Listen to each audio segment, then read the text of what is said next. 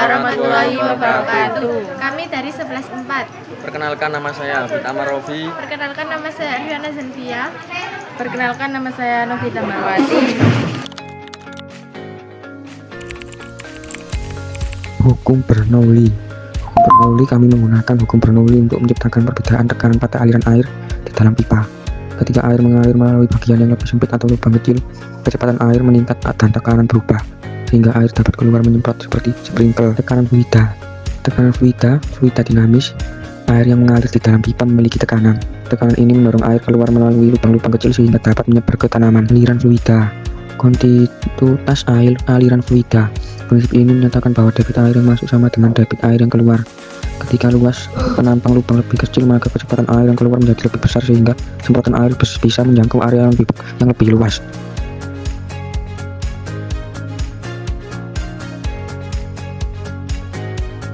Langkah pertama, kita potong pipa PVC menjadi dua bagian, yang satu kecil dan satunya besar.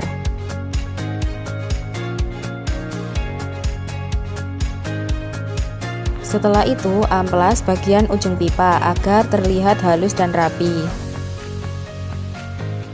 Setelah itu, kita bakar pipa supaya bagian atas botol bisa muat. Setelah dibakar, kita masukkan atas botol tersebut. Habis itu, lem bagian ujung pipa dan disambungkan dengan pipa T.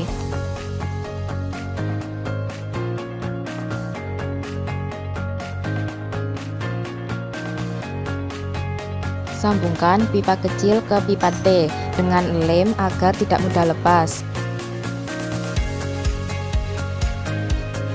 Setelah dilem, kasih lubang dan tandai dengan spidol dan beri jarak agar tidak bersentuhan. Lubangi pakai paku atau mur yang dipanasi dengan korek api.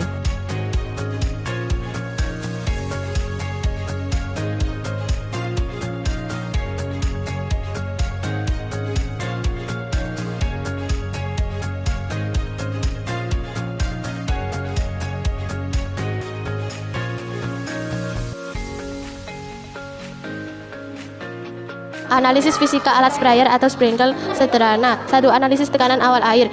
Air yang mengalir di dalam pipa memiliki tekanan yang berasal dari sumber air, tandon atau kran. Tekanan ini dapat dianalisis menggunakan konsep tekanan hidrostatis. Rumus P sama dengan rho GH. P sama dengan tekanan, rho sama dengan massa jenis air, G sama dengan percepatan gravitasi, H sama dengan tinggi air dari sumber ke nozzle. Contoh perhitungan, jika tinggi tandon air 1,5 meter dari nozzle, P sama dengan 1000 kali 9,8 kali 1,5, P sama dengan 14.700 PA. Artinya, tekanan sekitar 14.700 pascal mendorong air mengalir melalui pipa menuju nozzle. Semakin tinggi posisi air, maka semakin besar tekanan yang dihasilkan. 2. Analisis kecepatan aliran fluida. Saat air mengalir dari pipa menuju lubang kecil atau nozzle, kecepatannya berubah. Hal ini dijelaskan oleh persamaan kontinuitas. Rumus A1V1 sama dengan A2V2. Keterangan: A sama dengan luas penampang pipa, V sama dengan kecepatan fluida. Jika diameter pipa diperkecil, maka luas penampang menjadi kecil sehingga kecepatan air meningkat. Contoh, jika diameter pipa utama sama dengan 1 cm dan diameter nozzle sama dengan 0,3 cm, luas penampang nozzle jauh lebih kecil sehingga V2 lebih besar daripada V1. Artinya, air keluar lebih cepat dari lubang kecil dibandingkan di dalam pipa. 3. Analisis energi fluida. Perubahan tekanan dan kecepatan fluida dijelaskan oleh hukum Bernoulli. Rumus Bernoulli yaitu P ditambah 1/2 rho V kuadrat ditambah Pi GH sama dengan konstan. Penjelasan: energi fluida terdiri dari 3 komponen, yaitu energi tekanan, energi kinetik, dan energi potensial. Pada alat ini, air di dalam pipa memiliki tekanan tinggi. Saat melewati lubang kecil, energi tekanan berubah menjadi energi kinetik. Akibatnya, air keluar dengan kecepatan tinggi. 4. Analisis pembentukan kabut ketika air keluar dari lubang kecil. Aliran air terpecah menjadi butiran kecil akibat interaksi dengan udara. Proses ini disebut atomisasi fluida. Faktor yang mempengaruhi atomisasi: tekanan air, kecepatan aliran, diameter lubang nozzle, hambatan udara. Jika diameter lubang sangat kecil, air tidak keluar sebagai aliran besar, tetapi sebagai kabut halus. 5. Analisis tekanan udara dalam botol. Jika sistem menggunakan botol berisi udara bertekanan, maka berlaku hukum Boyle. Rumus P1V1 sama dengan P2V2. Jika udara di dalam botol dipompa sehingga volumenya mengecil, maka tekanannya meningkat. Contohnya, volume awal udara sama dengan 1 liter, tekanan awal sama dengan 1 atm. Jika volume diperkecil menjadi 0,5 liter, maka tekanan menjadi P2 sama dengan 2 atm. Tekanan ini akan mendorong air keluar melalui selang atau nozzle. 6. Analisis jarak semprotan air.